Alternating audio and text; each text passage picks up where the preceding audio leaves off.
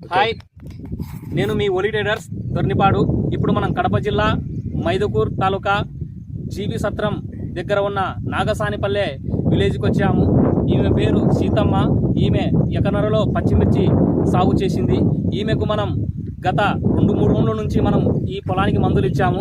మన మందులు కొట్టిన తర్వాత ఎలా పనిచేశాయో ఈ అవ్వ మాటలో తెలుసుకుందాం. అవ్వ, నీ పేరేం పేరువా? సీతమ్మ. ఏ ఊరువా? నాగసానిపల్లె. ఎట్లా పనిచేసినాయవ్వా మందులు? బాగానే పనిచేసినాయి. ముందు ఉన్నది ముడత కొమ్మ తెగులు అన్ని మందులు అయితే పనిచేసినాయి. మందు కొట్టిన తర్వాత పొలం అయితే ఎట్లా వచ్చిందివా? బాగానే వచ్చిందా?